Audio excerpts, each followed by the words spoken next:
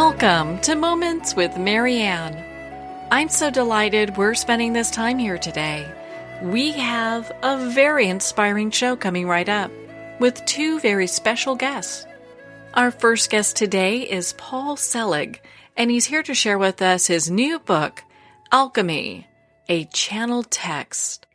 Now, Paul is considered to be one of the foremost spiritual channels working today. He received his master's degree from Yale University, is a noted educator, served on the faculty of the New York University for over 25 years, and is the former director of the MFA in the writing program at Goddard College, where he now serves on the board of trustees. A spiritual experience in 1987 left him a clairvoyant, and his work has been featured on ABC News Nightline, Fox News, The Unexplained, and many more. So let's welcome to the show, Paul Selig. Thanks for having me. You know, what an honor it is to have you here and to talk about this book, but also your life. My goodness, you've had a very extraordinary life. I guess so. I tend not to think of it that way, but yeah, I've been through some big changes. That's very true. Well, everyone's going through one change or another. But before we get started a little bit on your path, I'd love to know what inspired you to write this book? Well, I don't write my books. I'm a channel. So I sit in a chair, I close my eyes. The guides that I work through dictate the entire book. There are 9 of them now, 8 in print. The 9th is almost ready. And, you know, they're dictated before audience. The transcripts of the recordings are what become the book. So I really just know that there's another book that's coming, and I make myself available for the time, and then the book is delivered. Oh, I love that deep connection. You talked about your guides, and you're sharing the wisdom of the guides. So what is that connection like? It's odd. I mean, I often describe what I do as being a radio. And so when I tune into this station, I get a broadcast. The broadcast is this information that comes through in the form of books and workshops, or if I'm working psychically in readings. And it's always present, but I have to tune into it. I have to align to it. It's really not invasive in my life. The guides are teachers. I'm being taught through this experience as well. I don't know that I'm always the best student, but I'm available for this work because I show up for it, you know, very consistently and have now for a number of years. So why don't we start also? I mean, I think a lot of people may be curious as like, when did you start to channel? What was that like? Is this something that you were born with? No, I don't think it was. I started to open up psychically when I was 25, 26 years old. I was about a year out of Yale. I'd gotten a master's degree there. I had a list of things that I thought I had to have achieved in the world that I thought would make me okay. I got the whole list. I wasn't okay. I began to look for something more really out of necessity, not because I was curious about spirituality. I had a bit of an opening spiritually, and with that came the psychic abilities. When I was in my early 30s, I studied a form of energy healing, and I was volunteering at a center for people who were living with AIDS. In those days, it was, it was something you did not survive back in the early 90s. And I found that when I had my hands on people's bodies, I could hear things for them, and they would, confirm the information that I was getting. And as I began to trust that I was accessing information for others and began to work with that channel, it began to open, and I began getting more and more information. I sat in a group for about 18 years doing this before anybody knew that I was doing this publicly. I was, on the faculty of NYU. I was running a graduate program at a small college in Vermont as well. And I was doing this because I was so fascinated by it. But once the guides began delivering books through me, which began in 2009, and I began to get public with this work, I had to adjust. And so how I work now with, lectures and books and all of this stuff coming through is very different than it was when I was beginning. I was hearing fragments, bits of information for other people, but nothing like it is now. Did you find that it was a difficult transition for you going from, here you are in the academic world and now all of a sudden, in many ways you're really kind of thrown into the spiritual world as well? I mean, it was strange. It wasn't frightening. It was confusing. I had been raised something of an atheist, so having a spiritual life was something very new for me and nothing that I ever thought I would have, or I didn't even know why one would want that, but it happened.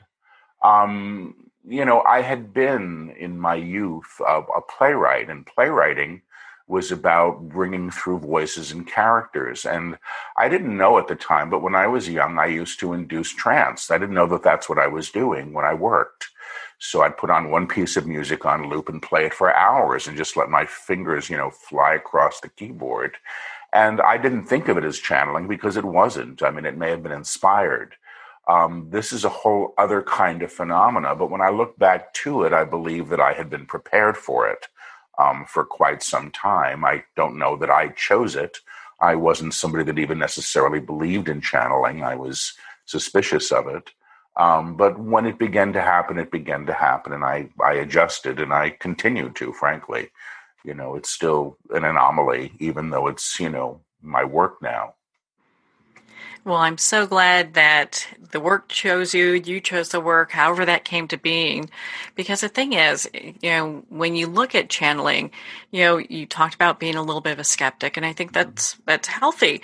There have been a lot of people in the past that maybe have done channeling or it has a bad name, and you really bring some clarity and light to that whole discussion, because I found your work to be very profound. And the way that you work, I was just really amazed by. Well, it's not a graceful maybe it is a graceful process. I look at some people channeling and it looks like, they might as well, just be, having a conversation over the dinner table. And I think that's lovely. It's just not how it is for me. For me, it's a physical process. I whisper the words as they come and repeat them. I speak sometimes a mile a minute. I mean, so fast that the transcriptionists have a hard time keeping up with the lectures. But, I try to stay in my integrity with this. That's the best that I can do. I show up for the work as best I can. I show up consistently. I look at it as the work. I don't think it makes me special, or I'm not looking to be seen as special. I have a facility, and that's how I think of it. I don't think of it as a gift. I have ability in this area, and I'm able to be worked with as I am. So I'm not a spiritual teacher. I'm not a guru. I have no desire to be any of those things. But I'm willing to show up for this and continue to see what happens. The fact that whole books get spoken aloud, in front of audiences that, are then published without any editing is still a phenomena for me. I still can't quite wrap my head around it. Anytime I question the phenomena, I go, no matter how articulate you are, you're not capable of dictating, 8 or 9 books without having to go back and change anything. It's a little crazy, but it's what it is. Well, and it's so eloquent in the way that it's put together. It has you stop and thinking for a moment, So Yeah. do you find that that's kind of the case when you're channeling, you have information that's coming through, you're like, wait a minute, that's pretty good, No, it's like when I channel, I often imagine that I'm climbing into the backseat of a car and turning the steering wheel over to the guides that work with me. And I'm actually sort of hanging over, the front seat at times, listening. But I'm often listening for things that don't make sense. And then I do question it. So the guides, it's in the books, the guides will say, Paul is asking, Paul is interrupting. And I always say, I don't write these books, but I'm a collaborator. I'm being used. I can mishear a word as I'm speaking it. It happens rarely, but it happens, and then we can correct the word. It's usually just a mispronunciation, or it's a word that I never use, so I use the one that sounds most like it. And then when you see the sentence in context, you go, oh, that's what that is. It's pretty simple. But that's the extent of the work. So I'll interrupt if I'm confused. In the book that just came out, Alchemy, there was a word that the guides were using in a lecture that I wouldn't say aloud because I didn't think it was a real word.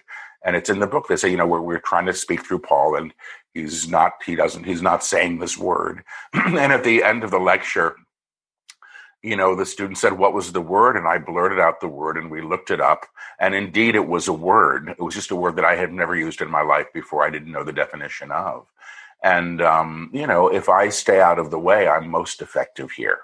And that's when I'm doing my best work, is when I'm sort of sleeping in the back seat, or at least half asleep and staying out of the way.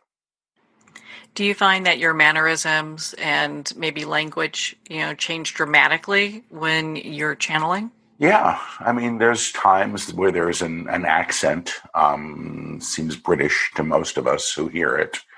I've been told, although I haven't seen it, I actually heard recently online, or I saw online, that it happened on a videotape when I was channeling to the camera.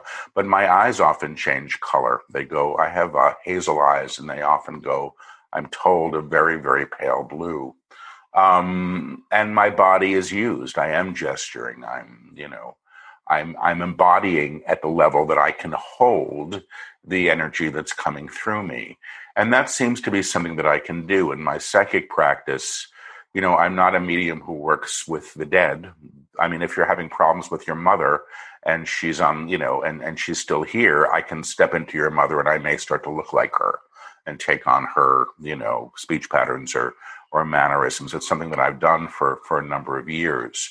And I like that because it's provable. If you say I'm having problems with my boss, you give me your boss's name, I can step in and I can broker a higher conversation that can support people. So I understand that this may make me in some ways a sort of physical medium, but I just think of it as clairsentience. It's the ability to feel energy and then, really become it. I have a friend who's a good medium who says mediumship is when one becomes the object of inquiry. You're not just looking at it from the outside. And when I'm channeling, the guides are becoming me. Well, I know we're here to talk about your book too, but I'd love for you to share about book one with us, so our listeners can get a sense before we kind of dive a little bit into your book two. So why don't you share that first book with us? Well, the first book of the entire series is actually called I Am the Word, and it's the foundational text for all the texts that follow. There are 3 trilogies now, and Alchemy, the book that just came out a couple of weeks ago, is part 2 of a trilogy, of the 3rd trilogy. The first book of that trilogy, Realization, is introducing what the guides call the upper room, which is a higher state of consciousness and vibration that they support us in aligning to. Alchemy, the book that's out now, really is about the transition we have to take to move from one level of vibration or consciousness to the higher. And it's quite a journey. I'll say this. When I was dictating Alchemy, I was watching all of my stuff come up, flying around the room. And I was really having to go through very, very deep changes. I don't know that it's a book that's comfortable for the ego. The guides I work with say they don't write self-help books. These are something other. The books are really energetic transmissions that work directly with the reader. So it's, and this has always been the case. When I Am the Word came out 10 years ago, and nobody knew anything about what I did or who I was, people started reviewing the book on Amazon and saying, I'm reading this book and my body is vibrating. I'm reading this book and I'm seeing auras. And it's been that way with all of the books, but the books keep stepping up the level of vibration that they bring us to so that we can handle it, so that we can begin to manage it.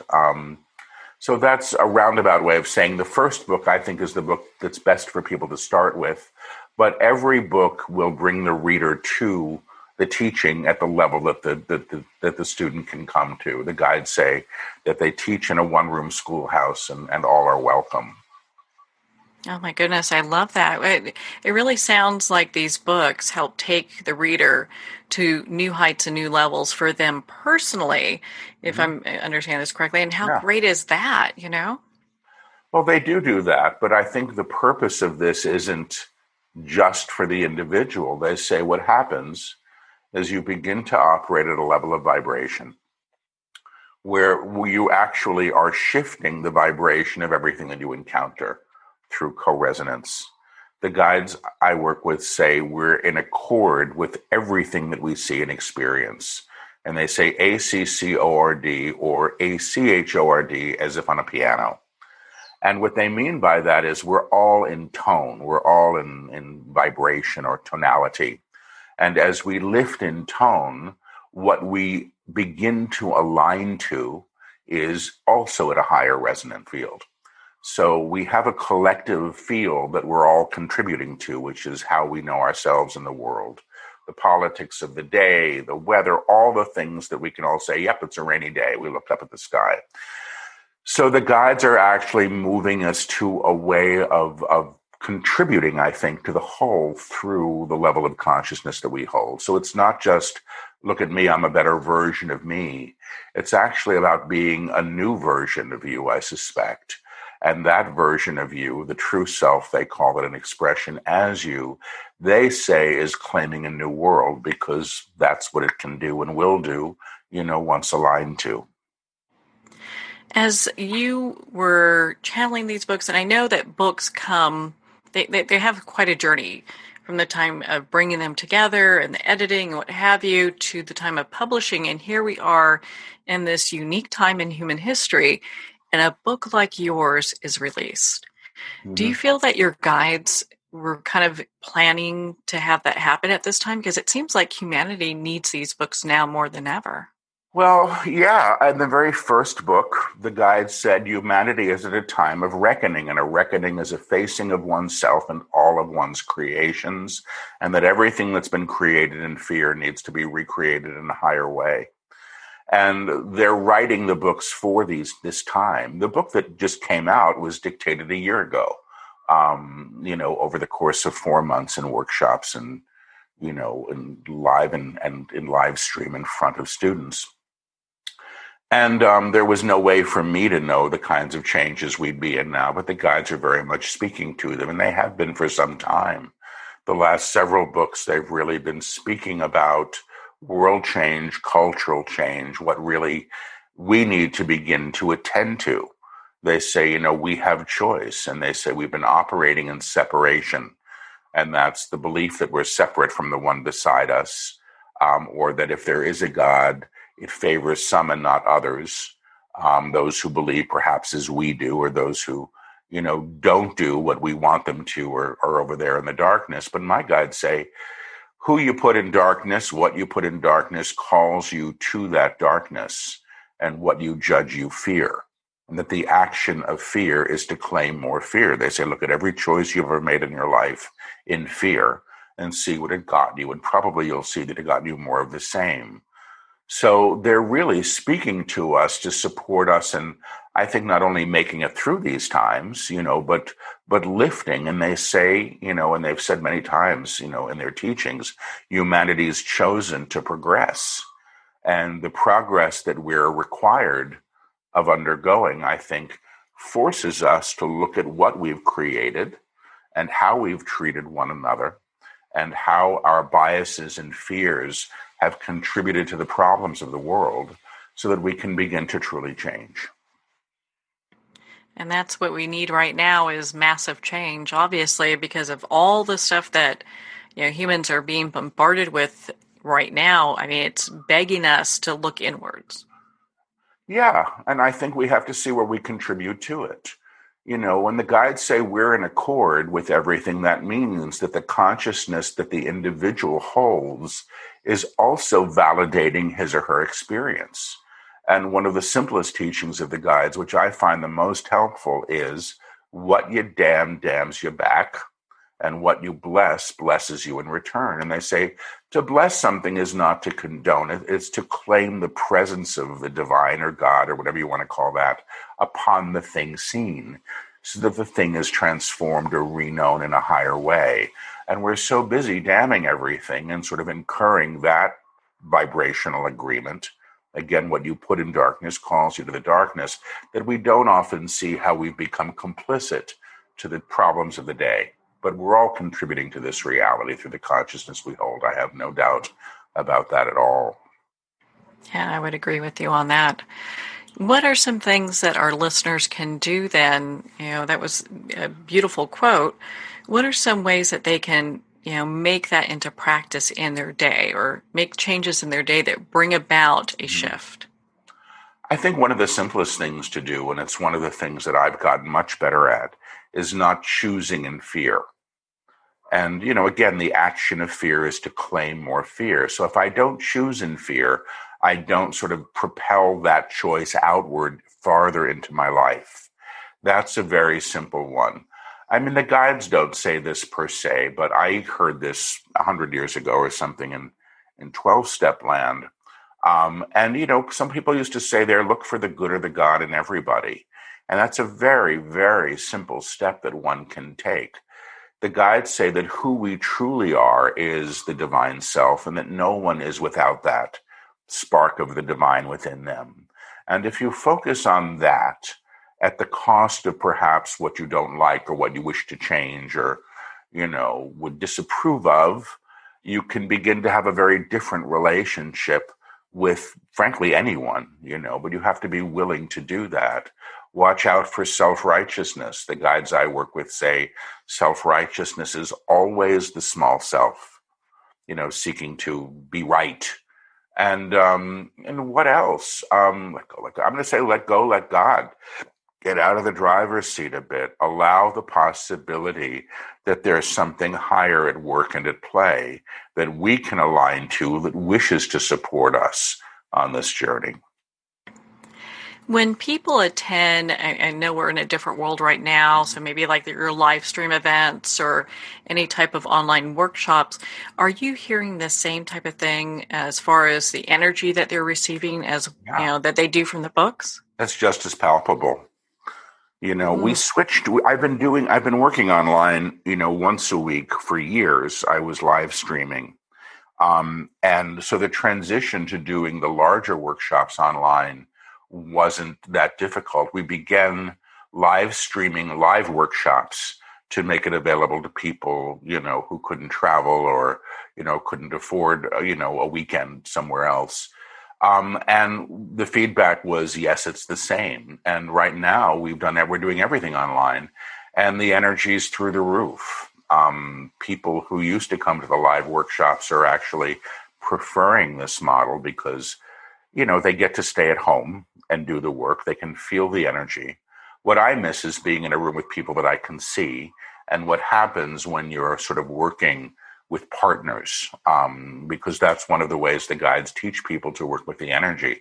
But now they'll just teach however many people happen to be, enrolled in the class. And, we've had, hundreds and, I think we had thousands at one point, when we did a big one at the beginning of the summer.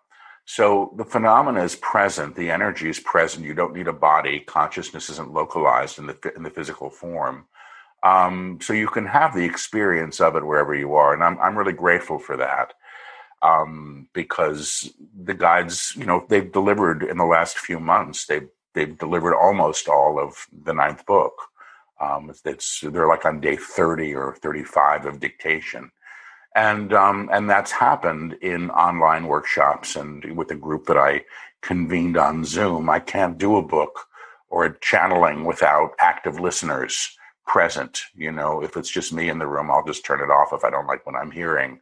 But if there is an audience waiting to hear, the agreement is set. The guides teach. When they're done, they'll say, stop now, please. And it's in the book. That's how I'll hear it. I love that. That's how it all comes together. Well, and it's so fascinating how your work is. And I've got to tell you, you've got some amazing high energy. And I appreciate you not frying the circuits of all of my electrical equipment, but I could feel your energy from here. So, what is the hardest part of the work that you're doing right now? What would you say is the hardest part? that I'm the one doing it, and I think I'm still having to agree to this new reality that I'm no longer showing up to teach college freshmen, or graduate students, that this is what I do. And there's a part of me that still says, who the hell am I to do it? But I understand that my system, for whatever reason, seems set up to be able to be the radio, and I'm happy for the work. So that's the hard part. Before COVID hit, I was on the road for about 5 years, pretty much straight. I was home maybe 2 weeks a month at the most, but I was doing, workshops all around the world most weekends, and sometimes staying on the road for weeks at a time.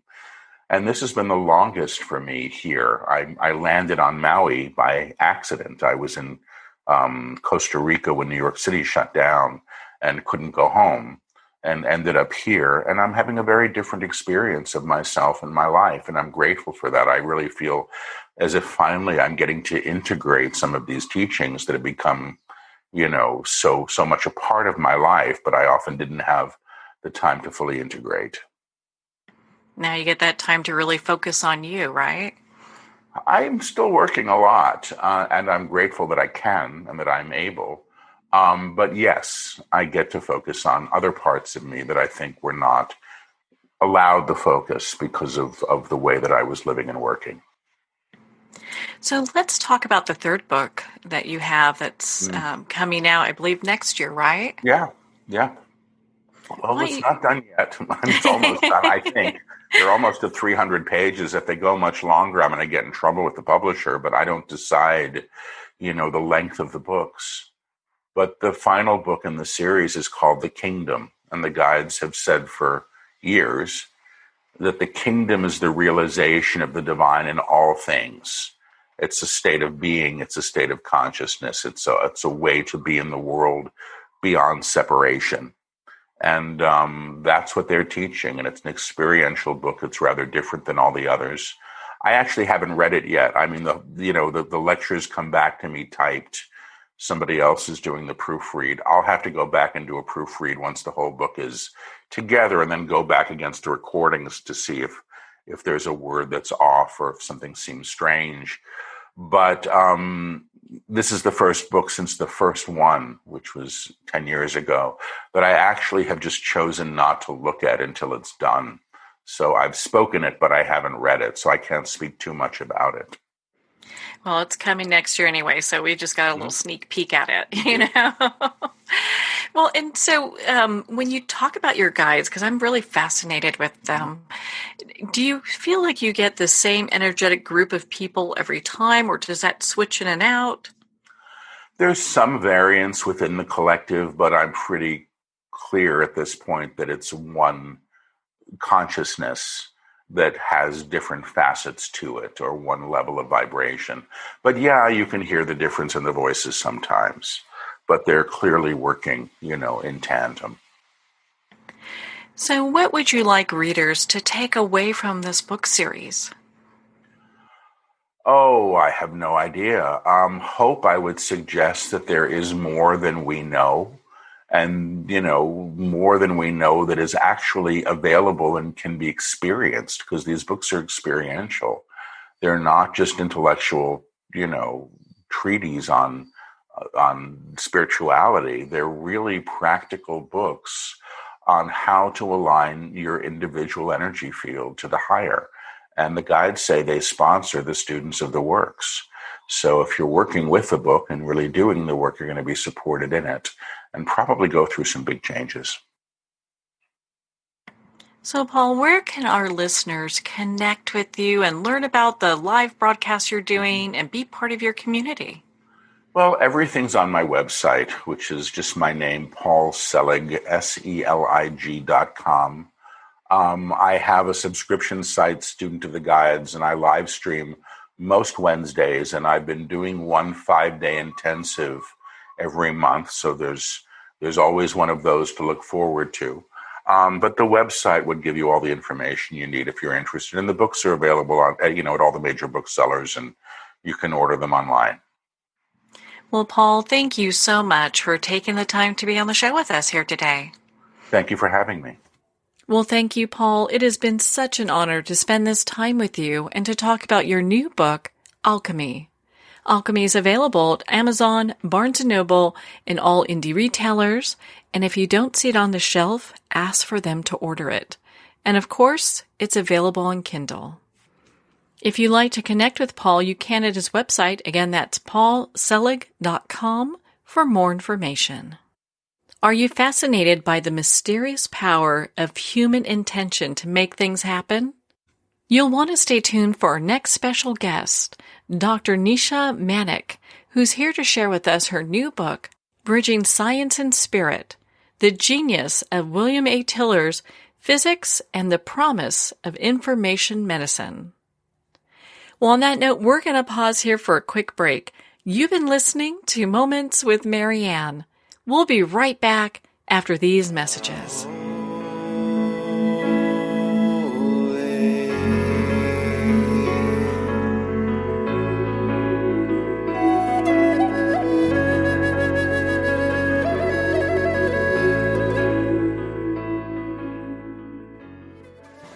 Internationally recognized and award-winning author Judy Goodman works and teaches outside the box of limited thinking. Working with people from every walk of life, her goal is to empower you to be the best you can be, no matter what the challenge is. Born with the gift of seeing beyond our normal vision, she has an extraordinary gift of working with every challenge. Teaching beyond conventional wisdom, her work is described as life-changing. Visit judygoodman.com. That's judygoodman.com.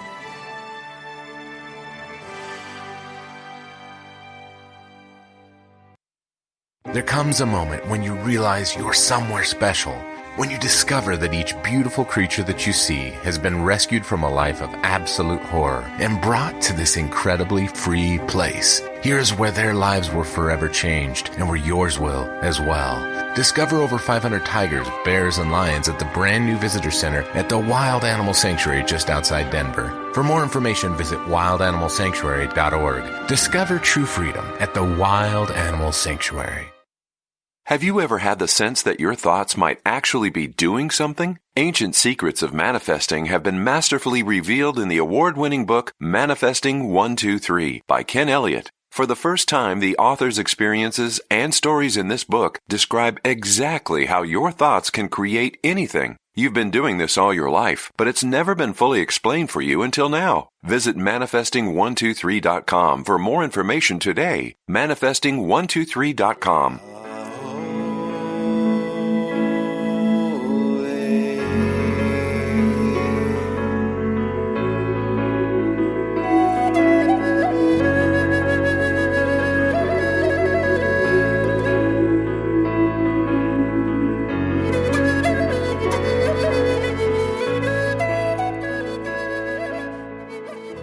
Welcome back to Moments with Marianne.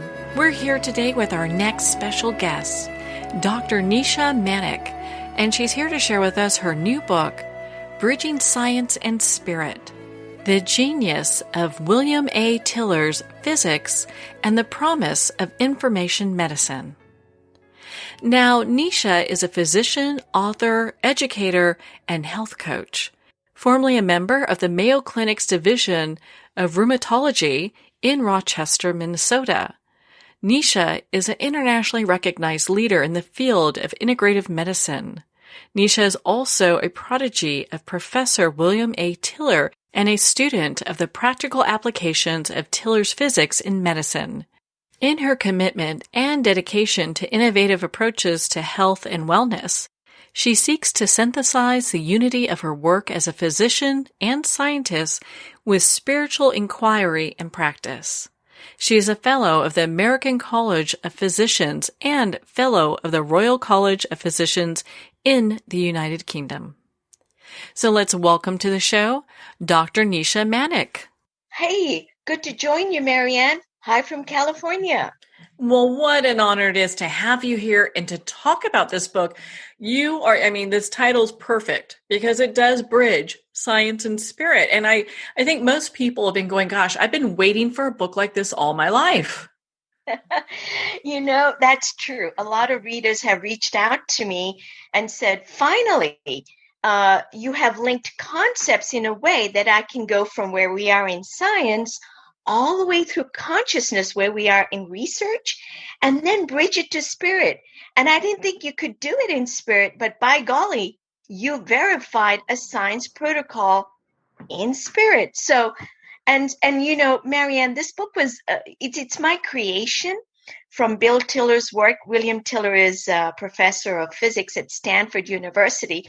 He's now retired, but I left the Mayo Clinic to look at his work a little bit more, because something told me inside that his work is worth paying attention to, because it's closer to the truth than anything that I could have seen in science, and certainly medical sciences. So, and it's also a very special book because it's illustrated. I am a visual learner, and so I drew lots of doodles, and they were converted to publishable art by an Italian illustrator. He's in northern Italy, and Dario converted those doodles into something that people and readers can anchor their learning. Okay, so they walk across the bridge from where we are through all these concepts and then go, I can understand how spirit and science fit together. They're not separate. They're never separate, actually. So they inform each other. And this is what I call top-down science. You go into the very high truths that look almost miraculous, and then we understand how science can fit there, how it informs us with numbers, quantities, which is all about measurements. So I'll stop right there and let you have a word in, okay, Marianne, because I tend to talk a lot. Well, that's what you're here to do, right? to really share this with us. Yes, I want us to also have a conversation, because there's so many concepts in bridging science and spirit that we could go into week-long conferences, literally, okay? People have said, but Nisha, I wanted more on this aspect or more on that aspect. So it is little bite-sized things linked together in a bridge, 7 pillars that takes the reader right into spirit. I wanted them to really know that science is not separate at all from the spiritual. One is the outer way of knowing, the other is the inner way of knowing, but they're both important and fit together. Well, how exciting that we live in a time where this information has just come together, because I think a lot of times people have felt like they kind of contrast, or they don't really go together. And it's so nice to know, hey, you know what? There's a lot of information there that says just the opposite. Oh, absolutely. And if you look at human history in the 13th, 14th, 15th centuries, the church was where you found the truth. They handled science, okay? They were in charge of it. And then the big split, it's not really a split, but René Descartes really came with the rational science movement. And that really happened in the 17th century, around mid-1600s. Rational science. We can actually look at nature and measure it and look at the numbers and make sense of it. Okay. And he also said, I am my thoughts tell me I exist. So mind and body was separated. And so came this very important rational science, which took off and split from this church, okay? And so you have theology and rational science as big towers of learning. And now 400 years later, we're coming back and rediscovering that science and spirit actually do fit together again.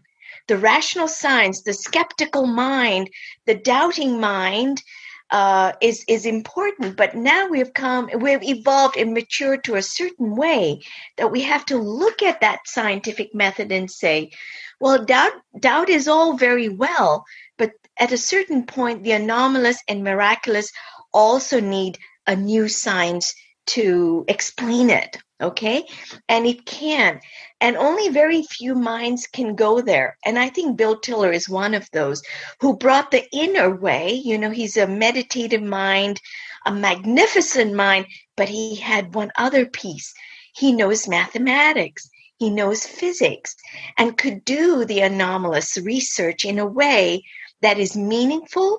The numbers make sense, and most important, could interpret them in a rational way and say, wow, this miraculous, target experimental data can really, we can make sense of it. In other words, he tested the power of human intention in controlled condition in the lab setting, okay? And so when you have these rigorous scientific protocols in place, and when you do your intention as a test, you're looking at it, does it really have an effect on materials out there? He showed you can. He showed that over and over again. And that is remarkable. That to me was mind-blowing, that human intention can actually have effects so large you can measure it in a physics lab. And to me, as a medical doctor, that really is a game changer. Okay, it really tells me, well, if a human being can change things so remarkably, and he actually changed water, he changed human enzymes, which is alkaline phosphatase in the lab, well, then what does it mean for medicine? That's where I came in, okay? And he calls it information medicine. I'm going to just stop there for a moment because you might have questions. Well, it's interesting because when I look at both your background and Dr. Tiller's, what was it that initially got you interested in Dr. Tiller's work? I was very interested. Now, as a medical doctor, I have been trained in anatomy, histology, biochemistry. That's where I focus on. So in my daily practice, I analyze the body's system through blood testing. I'm looking at the body's chemistry. I do x-rays to look at the physical structure, and then I try to piece it together to fix something. Okay, so we're really looking for disease, something that's dysfunctional, and then we try to correct it with a prescription. This is really my paradigm, which is chemical medicine. And really, Marianne, if we really look at that paradigm, it has helped us a great deal, but we are stuck in the chemistry milieu. Chemistry is not the whole answer. And I think it's very limited thinking. And so I came to it from, there's more to chemistry than just, looking at truth. And I actually came to Tiller's work from the biofield, subtle energies. And these are acupuncture meridians, which we now know definitely exist in the body. It's taken Western science a long, long time. And I think part of the reason I cover it in Bridging Science and Spirit is that when we cannot see things in structure, or we cannot measure it readily, then we have a hard time with it, okay? We really want things that we can measure, we can see, they're tangible, okay? And the subtle energies are not tangible, but they're very real. And they're very real because when you do Tai Chi and yoga or Qigong, which is a form of Tai Chi, I can feel things. I can feel things in my body. It's tingling. It can be warmth. It can be things I can play with. Literally, I say the play with, because when I first did my Qigong class, I felt things, and I'm a very rational person. And I thought, well, I can feel it in my hands. I can bounce a ball. It's invisible between my hands. I can expand it, contract it, and move it around. What is this? But if you put a device like an electromagnetic intention with my consciousness, and that's where Tiller gives a structure. He called it subtle energies. Subtle energies, the word subtle is misleading because it almost makes us think of something very weak or ephemeral, but it's very real. And what he meant by the word subtle is that it's difficult to detect with conventional science instruments.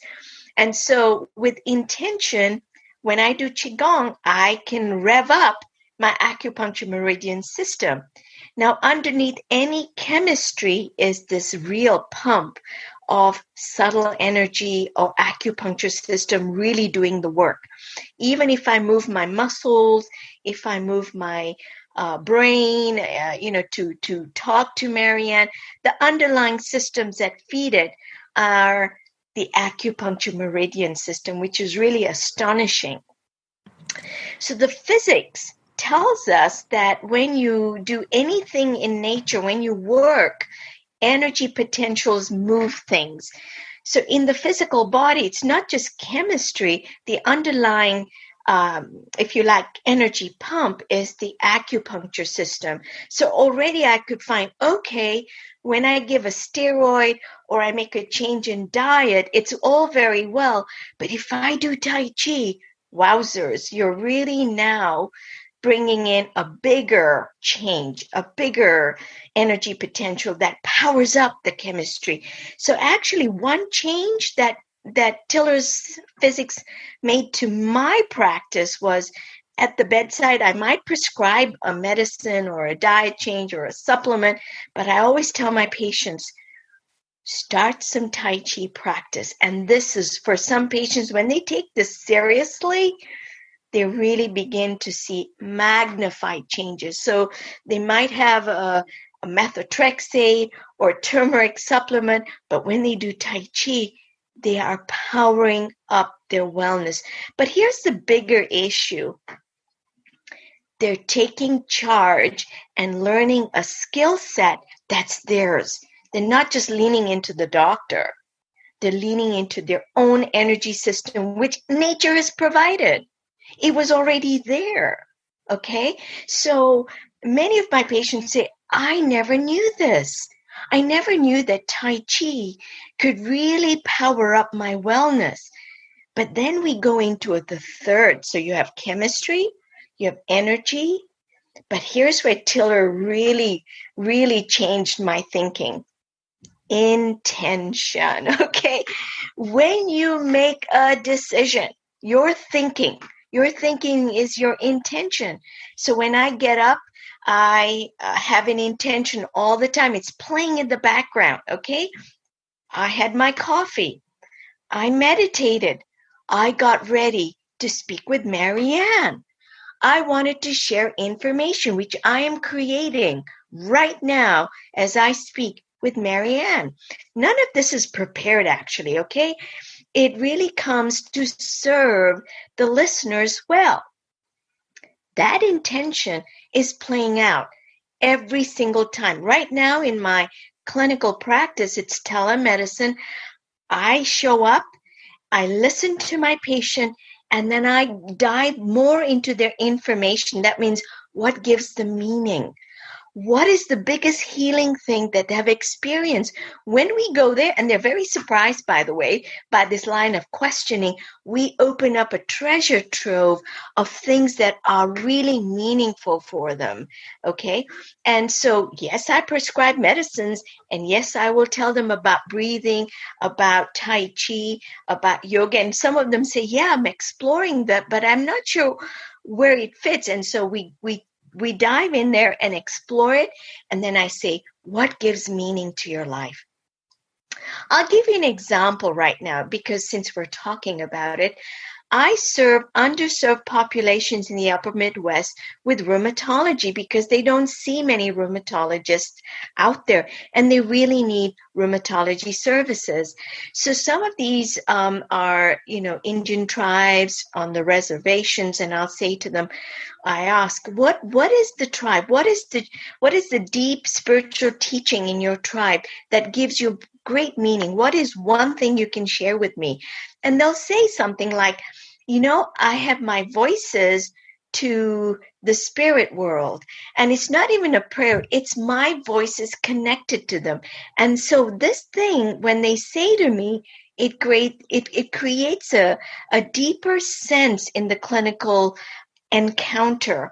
And now I can go there, and we both go there and say, how could that voice be tailored? How could that be that voice is really intention, be crafted in a way that helps your arthritis? And so we work with it, and they come away with a much more, and by the way, it's me too.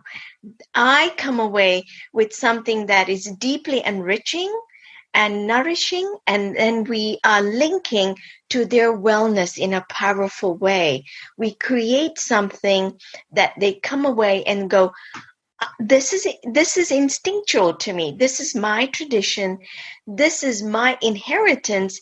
So it's not separate from my physical wellness. So we're bridging the scientific thing, which is Nisha Manek, and my diagnostic thing, and then we link it to their spiritual tradition.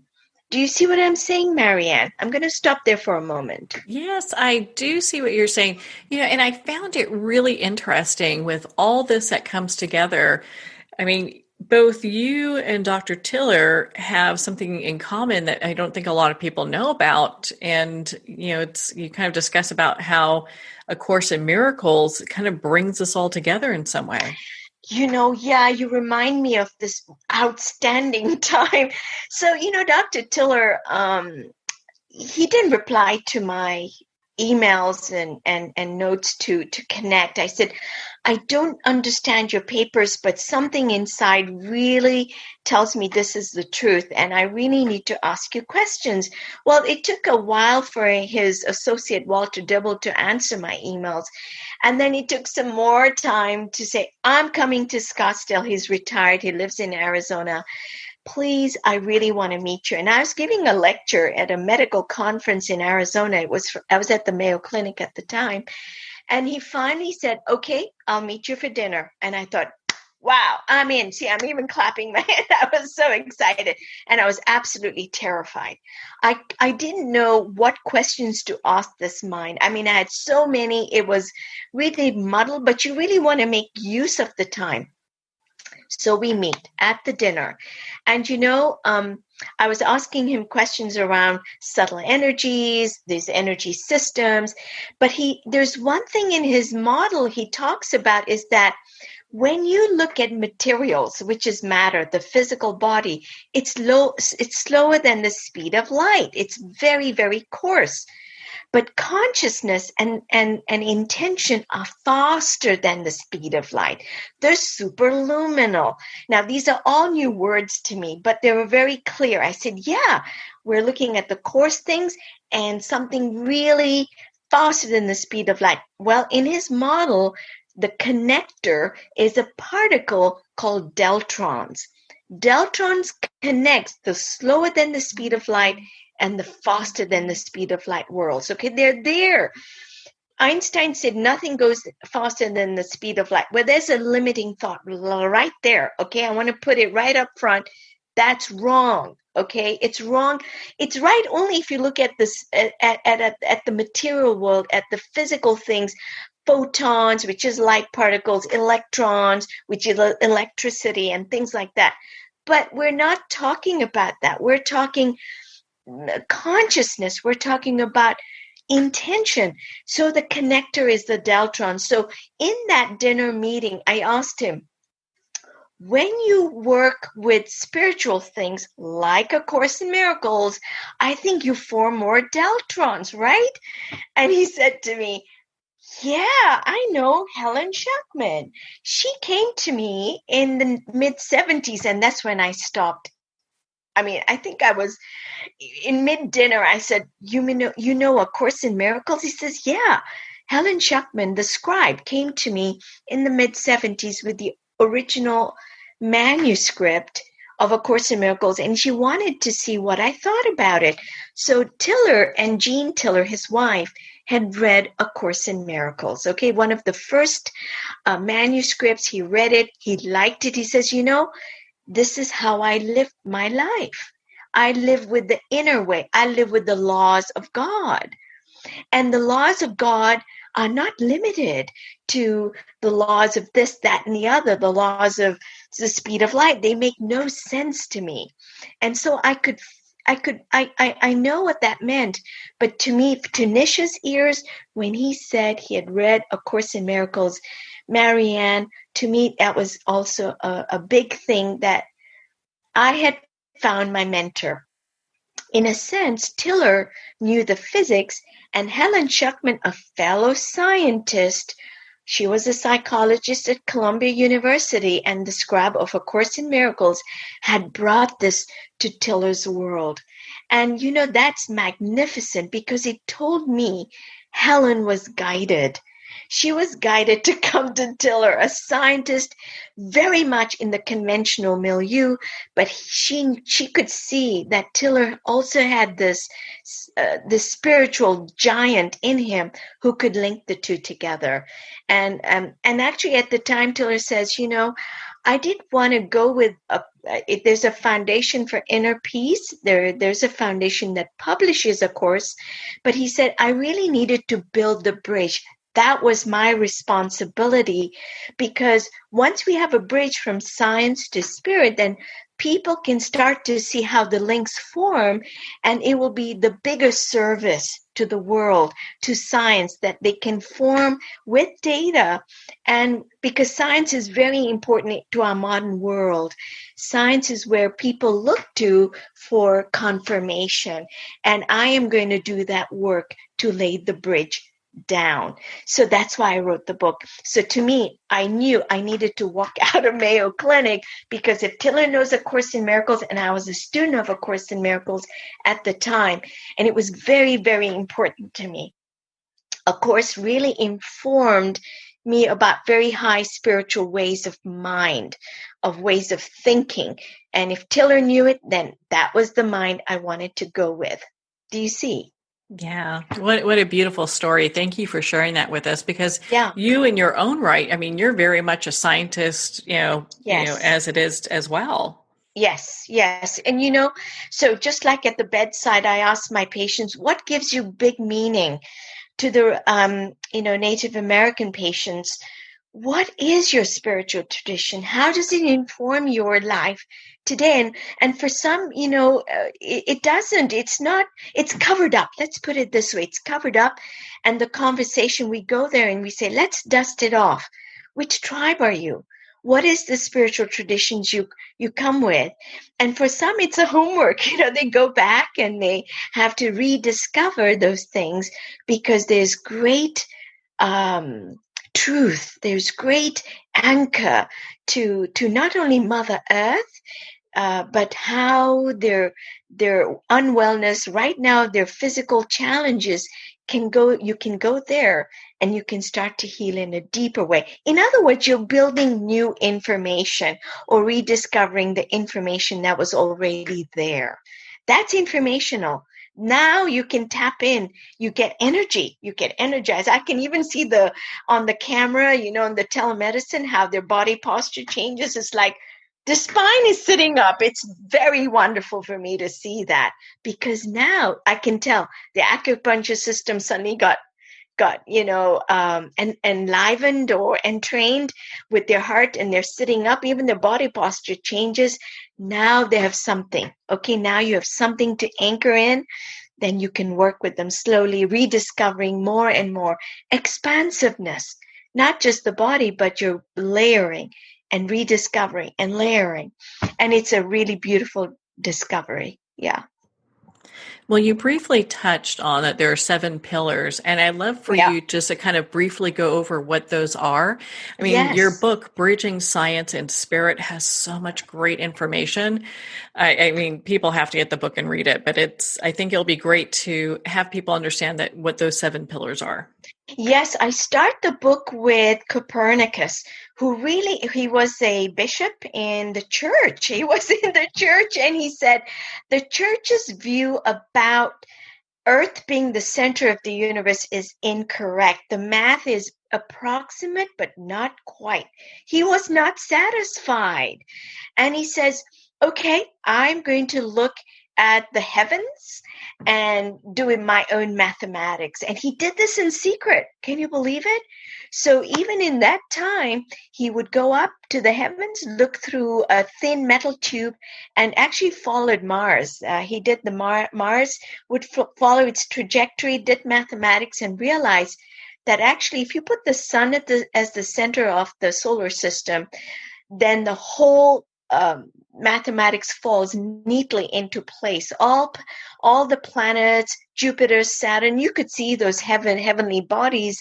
And when you do the trajectories, he realized that Earth is not the center. It's really the sun. And he hid his manuscript. He hid it for many decades. And then he published it in 1543, or the orbits of the heavens, or something like that it's called. And that was the first revolution, that science, when you do the numbers and interpret it correctly, then you have a way forward to the truth. And that is the truth that stands the test of time. The sun is still the center of our solar system. So I opened the book with that first pillar. And then I also look at René Descartes, and how he formed the rational science that we still live by today, Cartesian system, the whole coordinate system, which is very important in graphs and so on, that we use today in science. Those tools are very, very important and alive, okay? But he also put the skeptical mind front and center. So Descartes, this skeptical mind can trip us up. So that's the first pillar. And I end the first pillar with, is the speed of light really the limitation? Really, is that where we want to go? And I say we have to go beyond it. And I give the example of the Higgs boson. So that's pillar number one. And that's a lot right there. Pillar number two, we cover consciousness. And consciousness is not the brain. I give examples and why that is a limiting belief, okay? Pillar number three, we go to thermodynamics. And now that's a bit of a technicality, but I needed to form the readers' platforms so that they're not, they know what energy is from the physics perspective, what entropy which is disorder is, and coherence. Okay, we want to know that, and we also want to know information from the perspective of thermodynamics. Pillar number four is where Tiller really tested his intention to change materials out there. The so-called target experiments, what the data showed, and it really turned science upside down, in my view, that human intention can measurably change materials out there, water pH, human enzyme, and the living system, the fruit fly.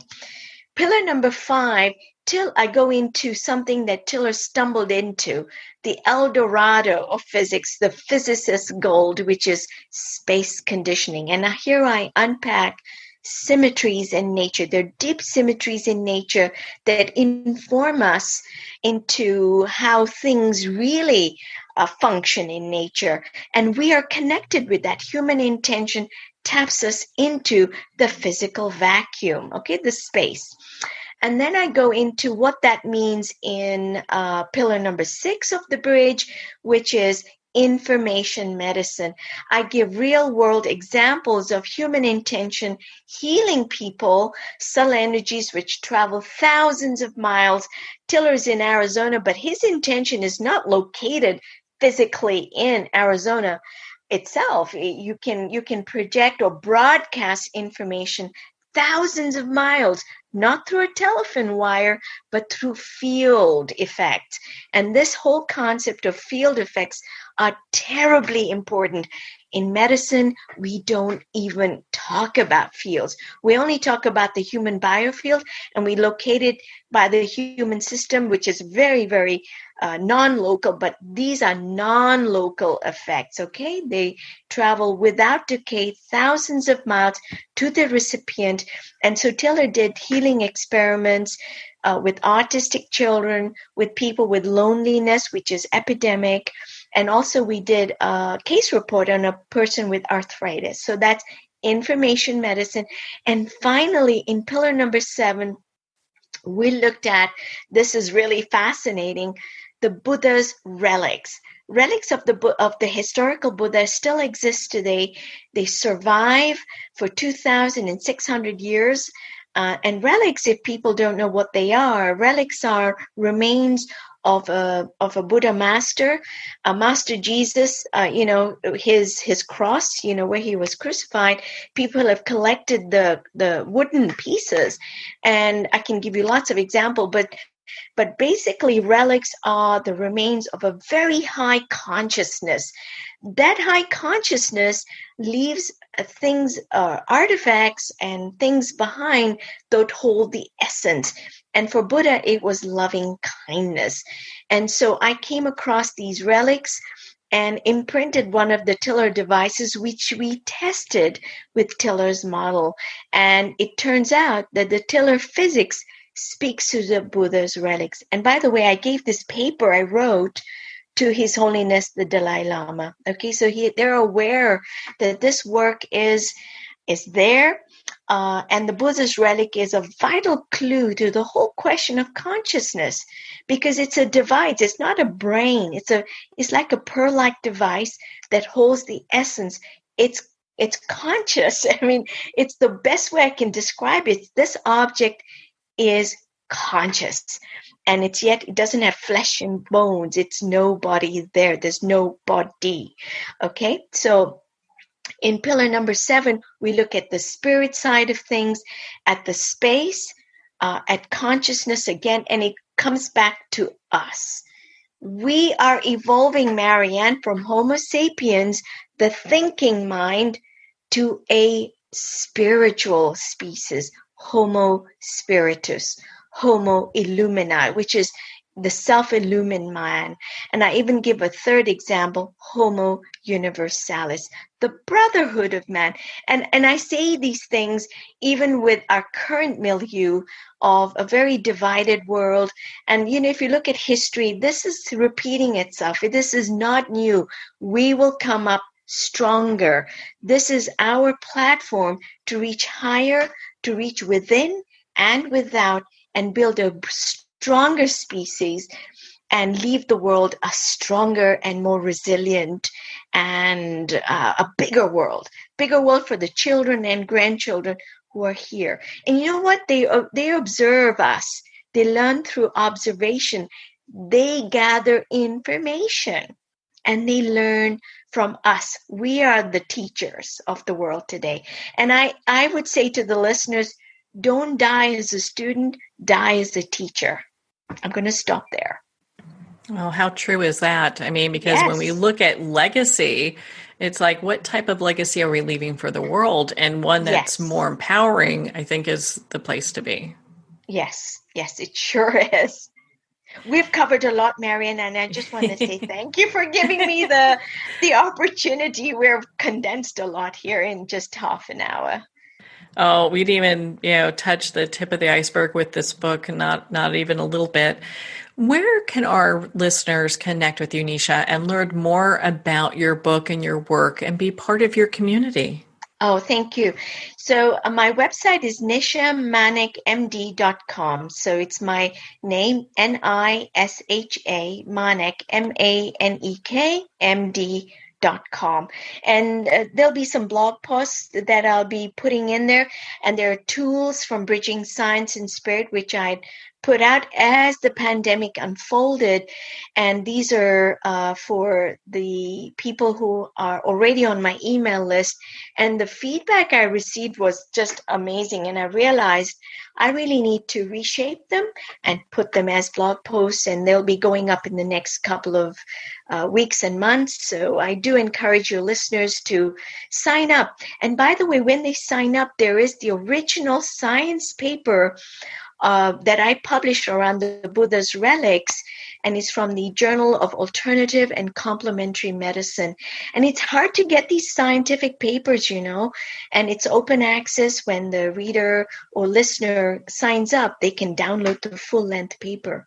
And I encourage them to read it and reread it, because as you do that, the truth and the scientific nuggets unfold for you in your own life. it's good to sit with these things. We're of a society of fix it quick. I want it now. Instant gratification. But I tell you, this paper, when you sit with it, the truth will be revealed to you second time, third time reading it. So it's free for you. It's there. You can download it. Oh my goodness, what a great gift that is. Well, Nisha, thank you so much for taking the time to be on the show with us here today. It's been a pleasure, Marianne. Thank you so much from the bottom of my heart for giving me this chance to speak about my explorations and about Dr. Bill Tiller.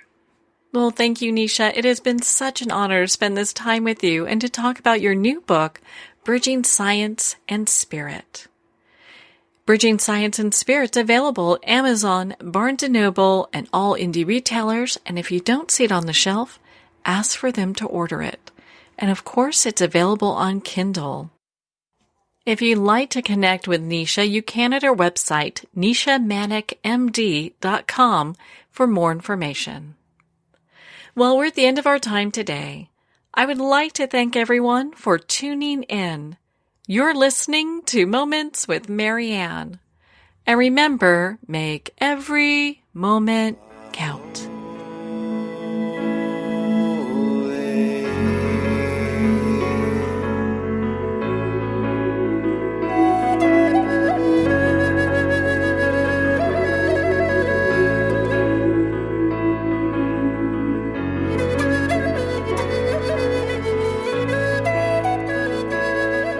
In a single moment, your life can change. Moments with Marianne is a transformative hour that covers an endless array of topics with the best of the best. Her guests are leaders in their fields, ranging from inspirational authors, top industry leaders, and business and spiritual entrepreneurs. Each guest is gifted and a true visionary, a recognized leader in her own work, and while teaching others to develop, refocus, and grow, Marianne will bring the best guest and sometimes a special surprise. Don't miss this. You never know just which moment will change your life forever. Moments with Marianne airs every Sunday, Monday, Thursday, and Friday at 8 p.m. Eastern and 5 p.m. Pacific Time. Make sure to tune in and visit momentswithmarianne.com for more information.